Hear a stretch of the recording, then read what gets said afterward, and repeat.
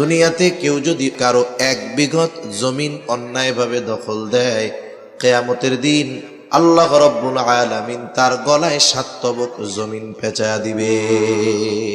ইয়তীমের সম্পদের ব্যাপারে আল্লাহ তাআলা আরো হুঁশিয়ারি করেন। ইয়তীমের সম্পদকে আল্লাহ তাআলা আগুন বলে অভিহিত করেছেন। আল্লাহ তাআলা বলেন, ইন্নাল্লাযীনা ইয়াকুলুনা আমওয়ালাল ইয়াতামা যুলমান ইন্নামা ইয়াকুলুনা ফি বুতুনিহিম নারা। আল্লাহ রাব্বুল আলামিন বলেন, নিশ্চয়ই যারা অন্যায়ভাবে ইয়তীমের সম্পদ ভক্ষণ করে, ইন্নামা ইয়াকুলুনা ফি বুতুনিহিম নারা, তারা কেমন যেন আগুন দ্বারা তাদের পেট ভরপুর করে। বলেন তো, আগুনের স্থান জান্নাত নাকি জাহান্নাম? জোরে বলেন না, কোথায়? আল্লাহ তাআলাও বলেন, ওয়াসায়াসলাউনা সাঈরা, অচিরেই তার আবাসস্থল হবে জাহান্নাম। ভাই মরছে, বেজার হওয়ার চাইতে খুশি বেশি হয়েছে। চিন্তা করে, একবারে সেনবাগ চৌরাস্তার মোড়ে আমার বাপের জমি যেটা 3 শতক 4 শতক, আমরা ভাই 2টা, ওই ভাই বাইসা থাকলে তো কমপক্ষে 2 ভাগ হইতো, 2 শতক কইরা হয়ে যাইতো, বাড়ি টাড়ি করা যাইতো না। এখন ভালোই হইছে, বাতিজারে বুস্টুস দিয়া অন্য জায়গা থেকে একটু জমি দিয়ে 4 শতকে সুন্দর করে 7 তলা ফাউন্ডেশন দিয়ে বাড়ি উঠাবো, 2 তলায় মার্কেট হবে, আর 5 তলা ভাড়া দিয়ে বসে বসে আমিও খাবো, আমার বাচ্চারাও খাবে। এরকম লোক আছে না নাই? ও চিন্তা করতেছে এই সম্পদ দ্বারা আমার অগ্রগতি উন্নতি হবে। স্বাভাবিকভাবে অন্য মানুষের হক মেরে খাওয়া এটা জঘন্য পাপ, আল্লাহ তাআলা মানা করছে। আল্লাহ বলেন, ওয়ালা তাকুলু আমওয়ালাকুম বাইনাকুম বিল বাতিল, অন্যায়ভাবে তোমরা কারো সম্পদ ভক্ষণ করো না। অনেক সময় আমাদের অঞ্চলগুলোতেও হয়, অনেকে বিভিন্ন সিস্টেমে অন্যের জমির মধ্যে দখল দেয়। এই যে কাজগুলো করে এটা বড় অন্যায়। হাদিসের মধ্যে আসছে, নবীজি বলেন, দুনিয়াতে কেউ যদি অন্যায়ভাবে কারো এক বিঘত জমিন অন্যায়ভাবে দখল দেয়, কিয়ামতের দিন আল্লাহ রাব্বুল আলামিন তার গলায় 7 তবক জমিন পেঁচায়া দিবে। এজন্য সাধারণভাবে কারো হক আমরা মাইরা খাবো না, সে যে হয় হোক। ইয়তীমের সম্পদের ব্যাপারে আল্লাহ তাআলা আরো হুঁশিয়ারি করেন। ইয়তীমের সম্পদকে আল্লাহ তাআলা আগুন বলে অভিহিত করেছেন। আল্লাহ তাআলা বলেন, ইন্নাল্লাযীনা ইয়াকুলুনা আমওয়ালাল ইয়াতামা যুলমান ইন্নামা ইয়াকুলুনা ফি বুতুনিহিম নারা। আল্লাহ রাব্বুল আলামিন বলেন, নিশ্চয়ই যারা অন্যায়ভাবে ইয়তীমের সম্পদ ভক্ষণ করে, ইন্নামা ইয়াকুলুনা ফি বুতুনিহিম নারা, তারা কেমন যেন আগুন দ্বারা তাদের পেট ভরপুর করে। বলেন তো, আগুনের স্থান জান্নাত নাকি জাহান্নাম? জোরে বলেন না, কোথায়? আল্লাহ তাআলাও বলেন, ওয়াসায়াসলাউনা সাঈরা, অচিরেই তার আবাসস্থল হবে জাহান্নাম। এজন্য ইয়তীমের সম্পদ যদি কারো কাছে থাকে, কেউ যদি ইয়তীমের অভিভাবক হয়, তার সম্পদ যদি তার কাছে থাকে, খবরদার, এই সম্পদ ভক্ষণ করা যাবে না। তাহলে কি হবে? এই সম্পদ ভক্ষণ করার কারণে জাহান্নামে যাওয়া লাগবে। বলে, আমি আল্লাহ এবং তার রাসূলকে ভালোবাসি। নবীজি জবাব দিলেন, আল মারউ মাআ মান আহাব্বা। লোকটা এবার এই জবাব শুনে বাড়ির দিকে হাঁটা দিল, যে যাকে মোহাব্বত করে তার সাথে অবস্থান করবে। প্রশ্ন করছিল কি? বলে, কিয়ামত কখন হবে? জবাব শেষমেশ হইল কি? বলে, যে যাকে মোহাব্বত করে তার সাথে অবস্থান করবে। আসলে ওই গ্রাম্য সাহাবী কিয়ামত কখন হবে মূলত এটা জানতে চায় নাই। তার উদ্দেশ্য ছিল, কিয়ামতে জান্নাতে যখন যাব কোথায় আমি থাকব। যদি সে তার মূল প্রশ্নের মানে যেটা উদ্দেশ্য জবাব না পাইতো, সে আরো প্রশ্ন করত। তার মানে বোঝা গেল তার জানা উদ্দেশ্য ছিল যে আমি তো আপনারে ভালোবাসি, মারা তো যাব, কিয়ামত তো হবে, তাহলে অবস্থা কি হবে। নবীজিও জানায় দিছেন যে যারে ভালোবাসে তার সাথে অবস্থান করবে। লোকটা বাড়ির দিকে হাঁটা দিছে, আর কিছু বলে না।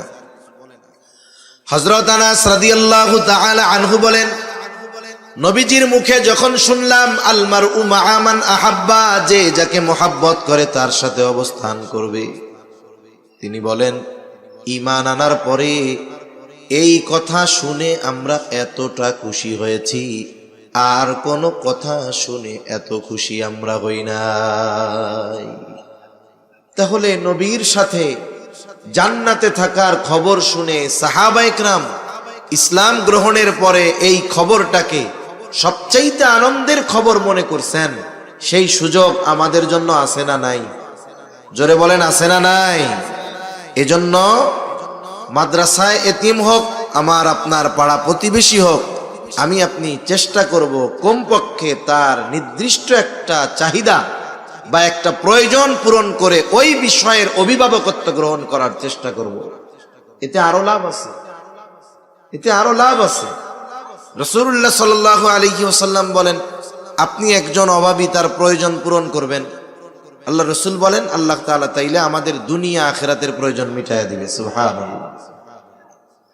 তাহলে ইয়তীমের সাথে সদাচরণ, ভালো ব্যবহার, ইয়তীমের অভিভাবকত্ব গ্রহণ করা, আবার যদি কারো অধীনে কোনো ইয়তীম থাকে তার সাথে খারাপ আচরণ না করা। মনে করেন ভাই মারা গেছে, ভাতিজা আপনার অধীনে আছে, বোন মারা গেছে, ভাইগনা ভাইগনি আপনার অধীনে আছে, খবরদার ঘরে যদি ইয়তীম থাকে সদাচরণ করা দরকার। কারণ নবীজি বলেন ওই ঘর কতই না উত্তম ঘর যেই ঘরে একজন ইয়তীম আছে আর তার সাথে সদাচরণ করা হয়। আর ওই ঘর কতই না নিকৃষ্ট ঘর যেই ঘরে একজন ইয়তীম আছে আর তার সাথে অসদাচরণ করা হয়, খারাপ ব্যবহার করা হয়। বুজুর্গানে দিন বলেন যেই ঘরে ইয়তীম আর তার সাথে ভালো ব্যবহার করা হয় ওই ঘর আল্লাহ তাআলা রহমত বরকত দিয়ে ভরপুর করে দেয়।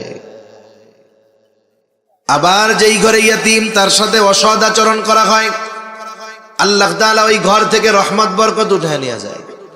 এই জন্য একটা ইয়তীম বাচ্চা সে যখন পিতা হারা মাতা হারা হয়ে যায় সে অনেক ভালো খাবারের প্রত্যাশী হয় না, সে ভালো আচরণের প্রত্যাশী হয়।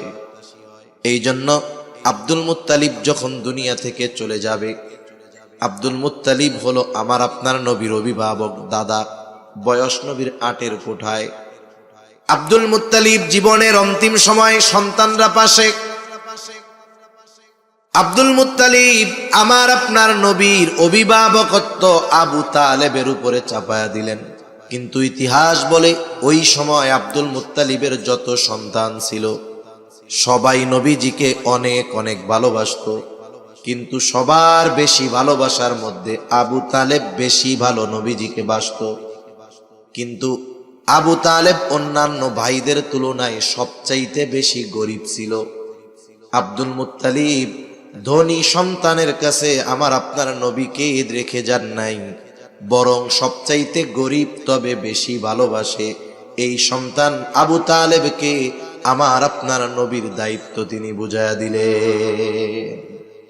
আব্দুল মুত্তালিব বুঝতে পারছে যে ভালো খাওয়া ভালো পড়া এর দ্বারা ইয়তীম খুশি হয় না, বরং ওরে আপনি পান্তা ভাত খাওয়ান, ভর্তা ডাল খাওয়ান, কিন্তু ওরে একটু মাথায় হাত বুলায় দিবেন, একটু আদর করবেন, এতে ও বেশি খুশি হয়। ঠিক কিনা বলেন? এজন্য আব্দুল মুত্তালিবের অন্যান্য ধনী সন্তানদের কাছে আমার আপনার নবীকে আব্দুল মুত্তালিব দিয়া যায় নাই। বিষয়টা এমন না যে অন্যান্য চাচারা ভালোবাসতো না, তারাও সর্বোচ্চ ভালোবাসতো, কিন্তু সবার চাইতে বেশি আব্দুল মুত্তালিবের সন্তান আবু তালেব আমার আপনার নবীরে বেশি ভালোবাসতো, কিন্তু গরিব বেশি আবু তালেব। আর মরার সময় ওসিয়ত করেছে আব্দুল মুত্তালিব তুমি এখন থেকে মুহাম্মাদের অভিভাবক। সুবহানাল্লাহ। এজন্য ঘরে যদি এতিম থাকে, আত্মীয় স্বজন হতে পারে, অনাত্মীয় হতে পারে, ইয়তীম যদি থাকে আমরা তাদের সাথে ভালো আচরণ করলে তাদের যত লাভ তার চাইতে আমাদের বেশি লাভ। ঠিক কিনা বলেন? আবার অনেক মানুষ আছে ইয়তীমের অভিভাবক, অভিভাবক বলতে শুধু যে তাকে খাওয়াবে পড়াবে এমনটা নয়, বরং সে বালেগ হওয়া পর্যন্ত তার সম্পদগুলাও রক্ষণাবেক্ষণের দায়িত্ব তার। ছোট মানুষ কিছু চিনে না, বুঝে না, কিন্তু অনেক মানুষ আছে, অনেক চাচা আছে, আত্মীয় আছে, এই ইয়াতিম বাচ্চা ছোট, এই সুযোগ গ্রহণ করে ইয়াতিমের সম্পদ ভক্ষণ করে ফেলে। আছে না এরকম আল্লাহর ওলি? অনেক আছে। ভাই মরছে, বেজার হওয়ার চাইতে খুশি বেশি হয়েছে। চিন্তা করে একবারে সেনবাগ চৌরাস্তার মোড়ে আমার বাপের জমি যেটা 3 শতক 4 শতক, আমরা ভাই 2টা, ওই ভাই বাইসা থাকলে তো তোমাকে 2 ভাগ হইতো, 2 শতক কইরা হয়ে যাইতো, বাড়ি টাড়ি করা যাইতো না। এখন ভালোই হইছে, বাতিজারে বুস্টুস দিয়া অন্য জায়গা থেকে একটু জমি দিয়ে 4 শতকে সুন্দর করে 7 তলা ফাউন্ডেশন দিয়ে বাড়ি উঠাবো, 2 তলায় মার্কেট হবে, আর 5 তলা ভাড়া দিয়ে বসে বসে আমিও খাবো, আমার বাচ্চারাও খাবে। এরকম লোক আছে না নাই? ও চিন্তা করতেছে এই সম্পদ দ্বারা আমার অগ্রগতি উন্নতি হবে। স্বাভাবিকভাবে অন্য মানুষের হক মেরে খাওয়া এটা জঘন্য পাপ, আল্লাহ তাআলা মানা করছে। আল্লাহ বলেন, ওয়ালা তাকুলু আমওয়ালাকুম বাইনাকুম বিল বাতিল, অন্যায়ভাবে তোমরা কারো সম্পদ ভক্ষণ করো না। অনেক সময় আমাদের অঞ্চলগুলোতেও হয়, অনেকে বিভিন্ন সিস্টেমে অন্যের জমির মধ্যে দখল দেয়। এই যে কাজগুলো করে এটা বড় অন্যায়।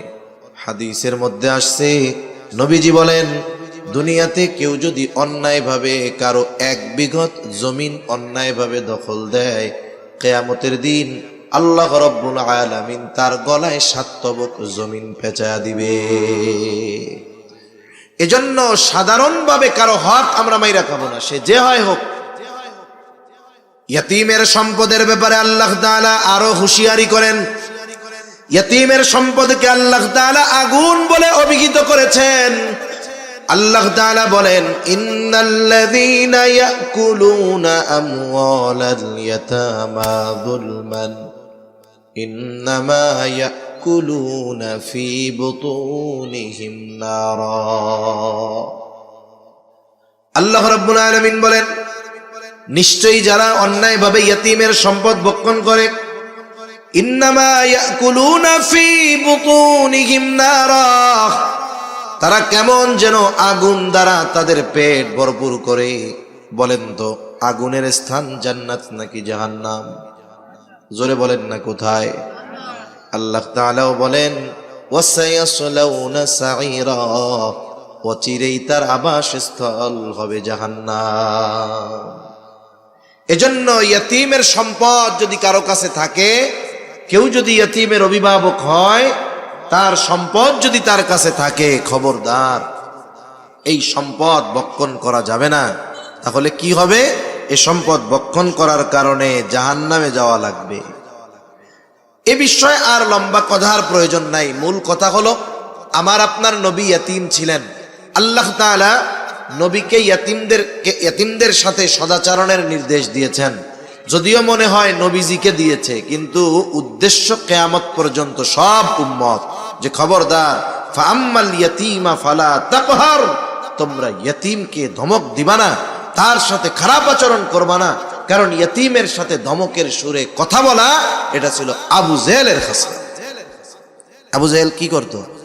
আবু জেহেলের খাসলাত আসছে তাফসীরের মধ্যে, যে যখন কোনো সম্পদশালী ব্যক্তি একেবারে জীবনটা সংকটময় অবস্থায় পৌঁছায়া যাইত, এখন তার সম্পদ আছে, নাবালক বাচ্চা আছে, কিন্তু এগুলো দেখার মতো কোনো লোক তার নেই। এই ধরনের লোকের কাছে আবু জেহেল যাইতো, যে বলতো, ভাই রে, তুমি তো মনে হয় বেশি দিন আর বাঁচবা না, বাপসাপ তো ভালো না, তুমি মরার পরে তোমার সম্পদের কি হবে, সন্তানের কি হবে, এগুলো তো মানুষে খাবে, তোমার সন্তান সম্পদ বঞ্চিত হবে।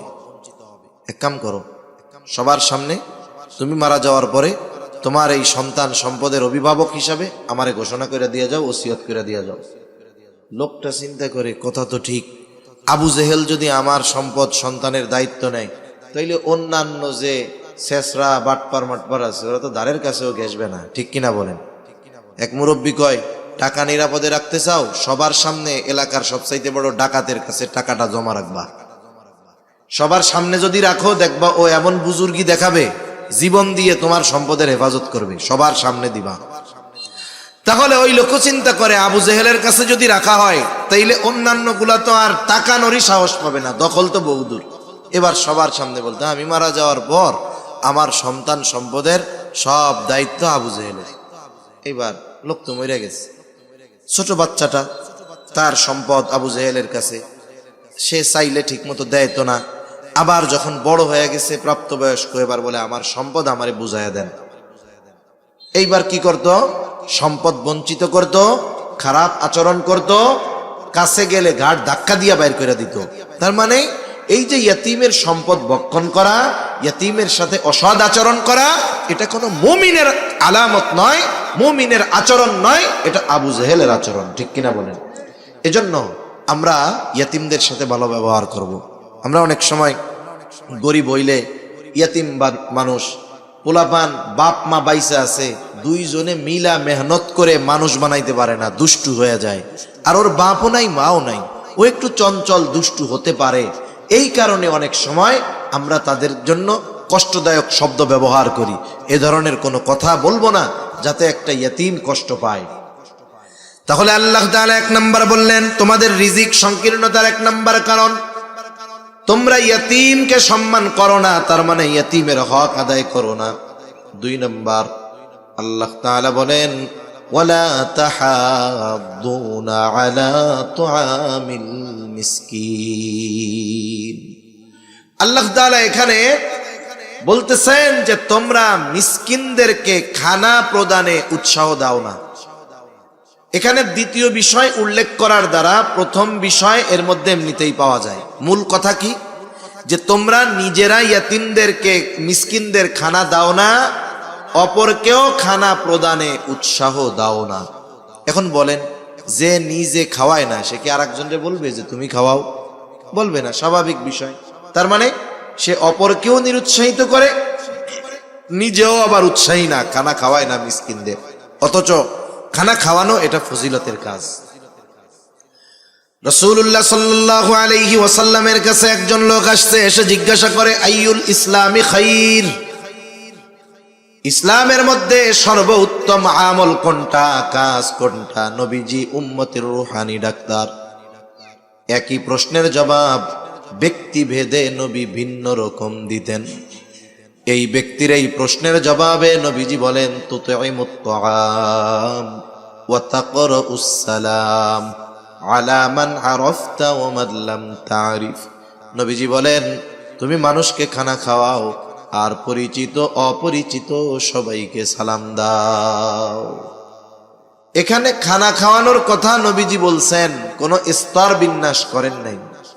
এমনটা নবী বলেন নাই গরিবরেই খাওয়াবা, ধনীরে খাওয়াবা না। একজন গরিব অসহায়, সেও যদি আল্লাহ তাআলার সন্তুষ্টির জন্য একজন কোটিপতিকে খানা খাওয়ায়, তাহলে এই খানা খাওয়ানোরও ফজিলত আছে। এখন বলেন, যার খাবার প্রয়োজন নাই, অভুক্ত নয়, তাকে যদি আল্লাহর জন্য খানা খাওয়ানো হয়, সেখানে যদি সওয়াব থাকে, তাহলে যে অভুক্ত, খাবার যার প্রয়োজন, তাকে খাওয়াইলে সওয়াব বেশি না কম? নিঃসন্দেহে বেশি। এর দ্বারা 2টা কাজ হয় সাধারণভাবে। 1 নাম্বার কাজ হলো খানা খাওয়ানোর সওয়াব হয়। 2 নাম্বার, এই যে তার খাবারটা প্রয়োজন ছিল, প্রয়োজন মেটানো হয়। আর নবীজি সাল্লাল্লাহু আলাইহি ওয়াসাল্লাম বলেন, এক মুসলমান যদি অপর মুসলমানের প্রয়োজন মিটিয়ে দেয়, যে অপর মুসলমানের প্রয়োজন মিটিয়ে দিবে, আল্লাহ রাব্বুল আলামিন দুনিয়া আখিরাতে তার প্রয়োজন মিটায় দেয়। এই যে শীতের আগমন, শীত তো মুমিনের জন্য ইবাদতের বসন্ত। কারণ এই সময় রাত লম্বা, পরিপূর্ণ ঘুম হয়ে যায়, রাত 3টায় 4টায় ঘুম পরিপূর্ণ হয়ে যায়। আবার ফজর শুরু হয় সেই 5টার সময়। ইচ্ছা করলে নামাজি এই সময় তাহাজ্জুদ বেশি পড়তে পারে, অন্যান্য আমল করতে পারে। শীতের সময় দিন ছোট হওয়ায় রোজা রাখতে পারে। আবার এই শীতের আগমন যখন ঘটে, অনেকের আবার কষ্টের কারণ যদি তার শীত বস্ত্র না থাকে। আমরা আমাদের আশেপাশে খুঁজে খুঁজে দেখব কাদের শীত বস্ত্র নাই, আমরা তাদেরকে একটা জ্যাকেট কিনে দিলাম, একটা কম্বল কিনে দিলাম, 500-700 টাকায় ভালো মানের মোটামুটি গরম লাগে, শীত নিবারণ হয় এরকম কম্বল পাওয়া যায়, কিনে দিলে দেখা গেল 2-3 জন পরিবারের মানুষ উপকার হলো। খাওয়ালে যেমন লাভ, বস্ত্র কিনে দিলেও লাভ। হাদিসের মধ্যে আসছে, নবীজি বলেন কেউ যদি বস্ত্রহীন কোনো মুমিনকে বস্ত্র কিনে দেয়, তাহলে সে ওই যে বস্ত্র পরিধান করাইলো বস্ত্রহীনকে, কি হবে বলে কিয়ামতের দিন আল্লাহ তাআলা তাকে জান্নাতের সবুজ পোশাক পরিধান করাইয়া দিবে। তাহলে আমরা বস্ত্রহীন যারা তাদের বস্ত্র দিব, অন্নহীন যারা মিসকিন তাদেরকে আমরা খানা খাওয়াবো। খানা খাওয়ালে লাভ কেন বলে, একে তার প্রয়োজন মেটানো হবে, দ্বিতীয়ত খানা খাওয়াইলেই তো লাভ আছে।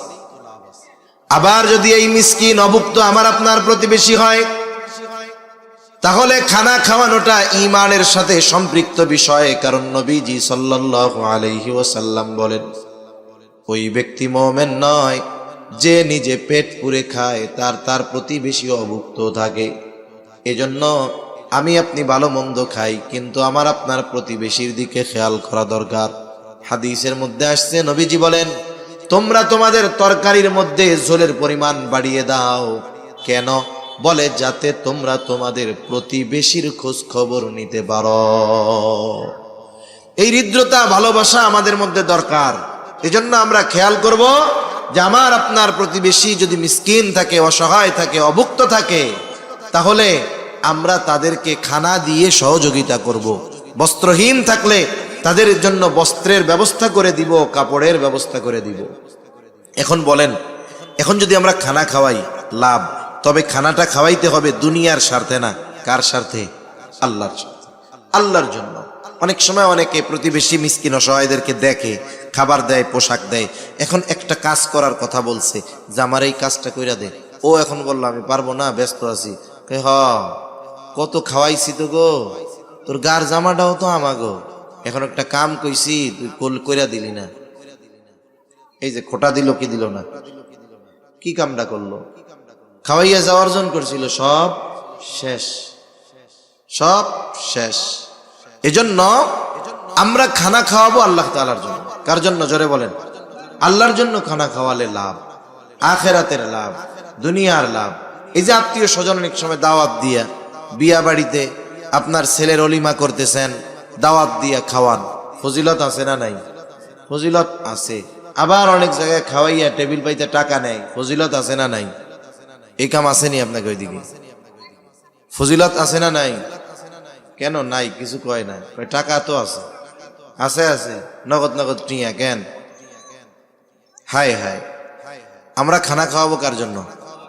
যারেই খাওয়াই, ধনীরে খাওয়াই, দরিদ্ররে খাওয়াই, আত্মীয় স্বজনকে খাওয়াই, যাকেই খাওয়াই, প্রতিদানের আশায় খাওয়াবো না। কার জন্য? সাহাবায়ে কেরাম আল্লাহর জন্য খানা খাওয়াইতেন। আল্লাহ তাআলা কোরআনুল কারীমের মধ্যে জানায় দেন তারা কি জন্য খানা খাওয়ায়, বলে ইন্নামা নুতঈমুকুম লিওয়াজহিল্লাহি লা নুরিদু মিনকুম জাযাআও ওয়ালা শুকুরা। তারা কি বলে? বলে ইন্নামা নুতঈমুকুম লিওয়াজহিল্লাহ, তোমাদের আমরা খানা খাওয়াইছি আল্লাহর জন্য।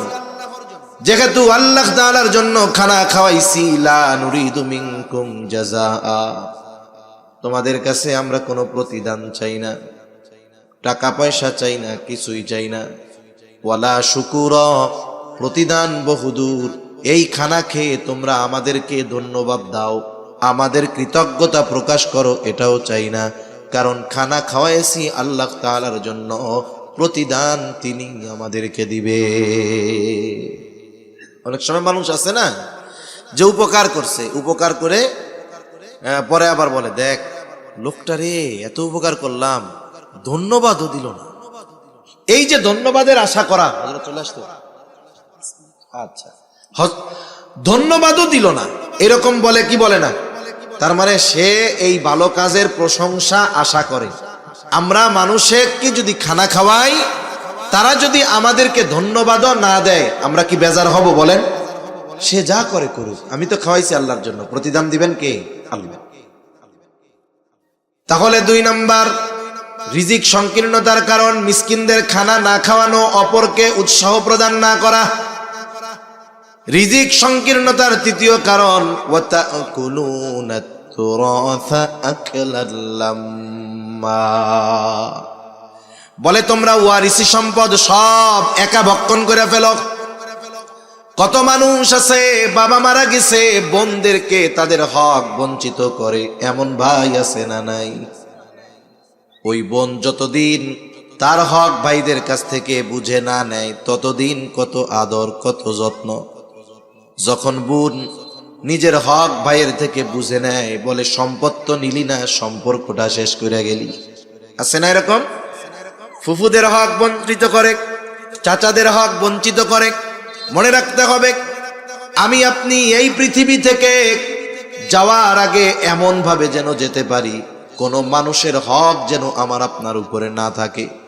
কিয়ামতের দিন শয়তানের ধোকায় পড়ে যদি আল্লাহর হক দুনিয়ায় নষ্ট করে থাকি, আল্লাহ তাআলা চাইলে হয়তো মাফ করে দিতে পারে, কিন্তু বান্দার হক বান্দা যতক্ষণ ক্ষমা না করবে ততক্ষণ পর্যন্ত আল্লাহ তাআলাও ক্ষমা করবে না। এজন্য নবীও দুনিয়া থেকে চলে যাওয়ার আগে, কয়েকদিন আগে সব সাহাবায়ে কেরামকে একত্রিত করছেন এবং বলছেন, তোমরা যদি কেউ কোনো কিছু আমার কাছে পাও না থাকো, চেয়ে নাও, কারণ আমি চাই না আমার কাছে কেউ কিছু পাও না থাকবে আর এই অবস্থায় আমি আল্লাহর সামনে দাঁড়াবো। এজন্য আমাদের নিয়ত থাকবে, চিন্তা থাকবে এরকম যে দুনিয়া একটু কম খাই, দুনিয়া একটু লস হোক, কিন্তু আখেরাতে যেন লস না হয়। ঠিক কিনা বলেন? একজন পায়, তারে দুনিয়া একটু বেশি দিয়ে দিলাম, আমি একটু দুনিয়ায় কম পাইলাম, কিন্তু আখেরাতে অন্যটা খাইয়া দুনিয়া একটু, আখেরাতে যেন আমার সবকিছু হারাতে না হয়। এ চিন্তা যদি আমাদের থাকে তাহলে দেখবেন ত্যাগের চিন্তা ভাবনা থাকবে, একটু বেশি দিলেও গায়ে লাগবে না। কিন্তু এখন কি হয়, আমরা দেখি গ্রাম অঞ্চলে বিশেষ করে প্রতিবেশীর সাথে প্রতিবেশীর সামান্য 2 ইঞ্চি 3 ইঞ্চি জায়গা নিয়ে ঠেলা ঠেলি মারামারি, ও কয় আমার, ও কয় আমার, গেঞ্জাম মামলা হামলা, আছে না নাই? আপনি 2 আঙ্গুল ছেড়া দেন না, দুনিয়ায় ছাড়লেন 2 আঙ্গুল, আশা করা যায় আল্লাহ তাআলা এই ছাড় দেওয়ার কারণে কিয়ামতে বড় বড় বিষয় থেকে আমাকে আপনাকে ছাড় দিবে। ঠিক কিনা বলেন? এজন্য বিশেষ করে ওয়ারিসি সম্পদ প্রকৃত হকদারদেরকে ফিরিয়ে দিব, দিয়ে দিব, ভক্ষণ করব না। ওয়াতুহিব্বুনাল মালা হুব্বান জাম্মা, 4 নম্বর কারণ আল্লাহ তাআলা বলেন পরিপূর্ণ অতিরিক্ত মালের মহব্বত, দুনিয়ার মহব্বত। নবীজিও বলেন হুব্বুদ দুনিয়া রাসু কুল্লি খাতিআহ, দুনিয়ার মহব্বত সকল গুনাহের মূল। বাস্তবতাও হলো এইটা, আপনি যত পাপ আছে, যত গুনাহ আছে, আমি আপনি যদি একটু চিন্তা করি সব কিছুর পেছনে দেখা যাবে দুনিয়ার মহব্বত। সুদ খায়, ঘুষ খায়, আখেরাতের জন্য না দুনিয়ার জন্য? ক্ষমতার লাইগা মারামারি করে, আখেরাতের জন্য না দুনিয়ার জন্য? চুরি বাটপারি সিটিংবাজি যত অন্যায় আছে, পাপ আছে, সব দুনিয়ার জন্য করে। এজন্য যখনই দুনিয়ার মহব্বত, মালের মহব্বত অন্তরে পরিপূর্ণ বিস্তার লাভ করে, তখন ওই লোক সব ধরনের কাজ করতে পারে, ইয়াতিমদের সাথেও খারাপ আচরণ করতে পারে, ইয়াতিমের সম্পদও খেয়ে ফেলতে পারে, কিপটা হইতে হইতে মিসকিনদেরকে খানা নাও দিতে পারে, সাথে সাথে নিজের আত্মীয় স্বজন, বোন, চাচা, ভাই, তাদের সম্পদও সে ভক্ষণ করে ফেলতে পারে। কেন? বলে তার মধ্যে পরিপূর্ণ মালের মহব্বত বিস্তার লাভ করে ফেলেছে। দুনিয়ায় চলতে মাল দরকার, নৌকা চলতে পানি দরকার, দুনিয়ায় চলতে মাল দরকার। কিন্তু মালদার হন দিনদার মালদার, দিনদার মালদার, দিনকে ঠিক রেখে সম্পদের পাহাড় হয়ে যাক বৈধ পথে, এ সম্পদগুলো ভালো কাজে ব্যয় হোক, কোনো অসুবিধা নেই। কিন্তু মাল উপার্জন করতে গিয়ে যদি দিন বরবাদ করে দেওয়া হয়, তাহলে ওই যে নৌকা চলার জন্য পানি দরকার, ওই পানি যদি নৌকার মধ্যে ঢুকে, নৌকার অবস্থা কি হবে? নৌকা শেষ। মালের মোহাব্বত যদি ঢুকে যায়, মাল অর্জন করতে গিয়ে যদি দিন ছেড়ে দেওয়া হয়, তাহলে দুনিয়া আখিরাত বরবাদ হয়ে যাবে। তা সম্মানিত উপস্থিতি, যে কথাটা মূলত বলতে চাইলাম, আমরা সকলে চাই যে আমরা এই দুনিয়ায় যেন রিজিকের সংকীর্ণতার মুখোমুখি না হই। আর বরকত এটা পরিমাণের সাথে নির্ধারিত নয়, এটা অন্য জিনিস। অল্প জিনিসের মধ্যে আল্লাহ বরকত দিতে পারে, আবার অনেক জিনিসকে আল্লাহ তাআলা বরকতহীন করতে পারে। এখন আমরা যদি বরকতময় প্রশস্ত রিজিক চাই, তাহলে আমরা ইয়েতিমদের সাথে সদাচরণ করব, মিসকিন অসহায়কে যতটুকু পারি খানা খাওয়াবো। কোনো সায়েল যদি আসে, খাবার যদি চায়, তাকে আমি কড়া ভাষায় ফিরিয়ে দিব না। আমি না পারি আমার পাশের বন্ধুকে বলবো, ভাই একটা 5 টাকা দিয়ে রুটি কিনে দাও। আমি উৎসাহ দিলাম, নাই আমার কাছে, উৎসাহ দিলাম, ও কিনে দিল, ও কিনে দিয়ে যেই সওয়াব, আমি শুধু উৎসাহ দিয়ে সেই পরিমাণ সওয়াব। সুবহানাল্লাহ। সাথে সাথে আত্মীয় স্বজনের সম্পদ, বোনের সম্পদ, ফুফুর সম্পদ, ভাইয়ের সম্পদ, এগুলো মেরে খাবো না, বরং বেশি বেশি দিয়ে দিব, তাহলে আখেরাতে ধরা খাওয়া লাগবে না। সাথে সাথে দুনিয়া অর্জন করতে গিয়ে অবৈধ পন্থা অবলম্বন করব না, দুনিয়া অর্জন করতে গিয়ে দ্বীনকে বিসর্জন দিব না। এগুলো যদি আমরা করতে পারি, তাহলে আশা করা যায় অল্প হোক আল্লাহ তাআলা আমাদেরকে বরকত দিবেন, রিজিক সংকীর্ণতার মধ্যে ফেলাবেন না।